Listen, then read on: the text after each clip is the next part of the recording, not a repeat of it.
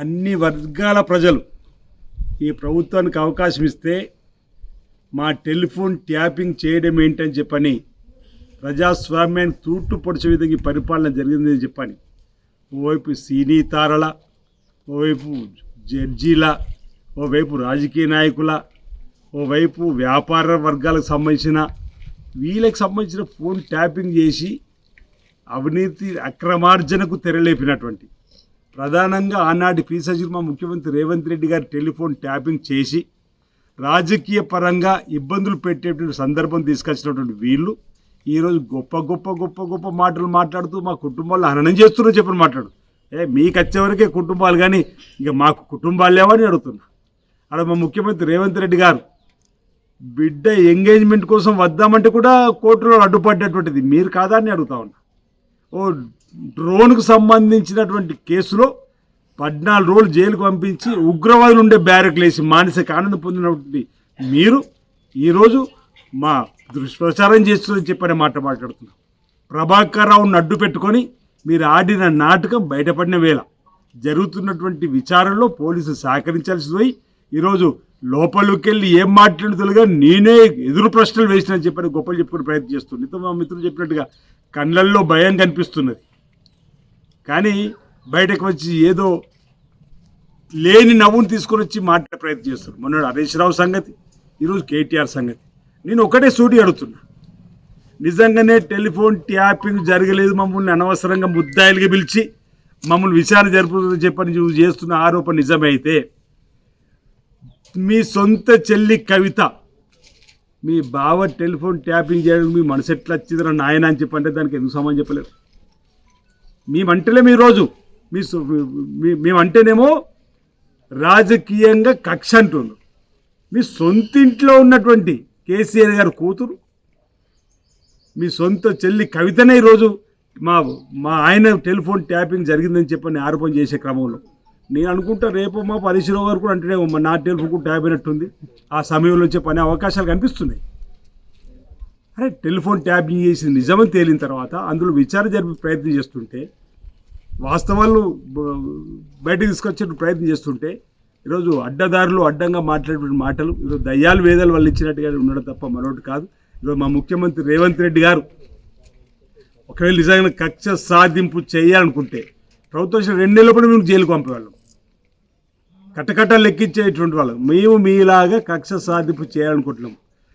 మీలాగా మీరేమనుకుంటారో అర్ధరాత్రి ఆ రోజు రేవంత్ రెడ్డి గారిని అర్ధరాత్రి తలుపు చెక్కలు పగలగొట్టి కోదండరామ్ గారిని కూడా బలవంతంగా అరెస్ట్ చేసి తీసుకుపోయినట్టుగా మమ్మల్ని తీసుకొని పోతారని చెప్పని అనేటువంటి ఆలోచనతో మీరున్నారు. కానీ మీరేమో ప్రజాస్వామ్యాన్ని కూని చేశారు. మీ ప్రజాస్వామ్యానికి చట్టానికి తను చేసుకుపోయేటువంటి అవకాశం కల్పించిన జరుగుతున్నటువంటి విచారణలో మీరు భాగస్వాములు కావాలని చెప్పి మిమ్మల్ని కావాలని చెప్పని మీరు చేసింది మీరు కాళేశ్వరంలో అవినీతి అక్రమాలు, ఈ కార్ రేసింగ్లో అవినీతి అక్రమాలు, చేపలు, గొర్రెలు, బర్రెలు, అరే గొర్రెలకు సంబంధించిన స్కీములు ఒక మోటార్ సైకిల్ మీద 126 మేకలను వాహనంలో తీసుకుపోయినట్టుగా రాసుకున్నటువంటి చరిత్ర మీది. కరెంటు కొనుగోలులో అవినీతి అక్రమాలు, ఇన్ని అంశాలపై మీరు విచారణ జరుగుతుంటే తప్పుదారి పట్టించే విధంగా ఈరోజు మీరు మాట్లాడే మాటలు కాదు. తప్పనిసరిగా తప్పు జరిగిన వేళ మీరు ప్రభాకర్ రావును అడ్డు పెట్టుకొని ఆడిన ఆటలన్నీ కూడా ఈరోజు విచారణలో బయటపడుతున్నాయి. నిజాలు బయటకు వస్తున్నాయి. ఆ నిజాలలో మీరు చేసిన తప్పులకు చట్టంలో ఏ శిక్ష ఉంటే ఆ శిక్ష అనిపించడానికి మానసికంగా సిద్ధంగా ఉండండి తప్ప మాట్లాడితే ఈ ప్రభుత్వం కూలిపోవాలి పడిపోవాలన్న 2 ఏళ్ళు అయిపోయింది. ఆ తర్వాత వచ్చినటువంటి లోక్సభ ఎన్నికల్లో మీరు 0కి పరిమితం అయిపోయారు. ఆ తర్వాత కంటోన్మెంట్లో ఉప ఎన్నికల్లో 3వ స్థానానికి పరిమితం అయిపోయారు. జూబ్లీస్లో జబ్బలు జరిచారు గెలుతామని 24,000తో ఓడిపోయారు. మరి సర్పంచ్ ఎన్నికలు 65% ఈరోజు ప్రజలు కాంగ్రెస్ పార్టీకి ఆశీర్వదించారు. కానీ మీరు సర్పంచ్ల సన్మాన పేరిట ఉమ్మడి జిల్లాలన్నీ తిరుగుతూ లేని భీకరమైన మాటలు మాట్లాడేటువంటి చేస్తున్న కార్యక్రమం ప్రజలంతా కూడా గమనిస్తున్నారు. తెలంగాణ సమాజం మీరు చేస్తున్నటువంటి తప్పులకు తగిన శిక్ష అనుభవించే క్రమంలో జరుగుతున్నటువంటి తీర్థను చూస్తుంది తప్ప కవిత ఒక మాట అన్నది కర్మ ఇస్ బ్యాక్ అని. మీ కుటుంబ సభ్యులు కర్మ ఇస్ బ్యాక్ అని మీ కర్మ మీకు ఈరోజు వస్తుంది. దానికి తెలంగాణ ప్రజలు మీ వెంట రారు. ఏదో దీన్ని అడ్డు పెట్టుకొని మళ్ళీ సెంటిమెంట్ రంగరించాలని చెప్పిన స్వాతంత్ర ఉద్యమకారులు మీరేమన్నా తెలంగాణ తీసుకొచ్చిన చెప్పి అధికారం ఇస్తేనే రాష్ట్రాన్ని 75,000 కోట్ల అప్పుల్లో ఉన్నటువంటి సందర్భం నుంచి 8 లక్షల కోట్ల అప్పులు తీసుకుపోయారు. ఆ 75,000 కోట్లలో శ్రీరామ్ సాగర్ కట్టడం, శ్రీశైలం కట్టడం, నాగర్ సాగర్ కట్టడం, ఎంఎండి కట్టడం, ఎల్ఎండి కట్టడం, జూరాల కట్టడం, కడే ఈ విధంగా అనేక ప్రాజెక్టులు కడితే 75,000 కోట్లు అనేక సంక్షేమం ఇది ఇస్తే 8 లక్షల కోట్లను మీరు కట్టింది ఒకటి కాళేశ్వరం, 8 లక్షల కోట్ల అప్పుడు ఆ కాళేశ్వరం కూలిపోయింది.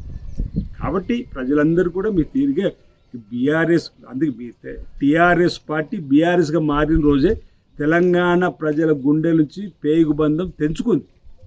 బీఆర్ఎస్గా మారిన రోజు మళ్ళీ మేము తెలంగాణ ప్రజలు ఏమి గమనించే మీరు చేసిన తప్పులకు ఈరోజు మీరు శిక్ష చట్టం ప్రకారంలో చట్టం చెప్పిన విధంగా అనుభవించాల్సి వచ్చినప్పుడు అనుభవించాలి తప్ప ఈ విధంగా మీరు మాట్లాడిన మాటలు సహితంగా కాదని సందర్భంగా నేను తెలియజేస్తా ఉన్నాను.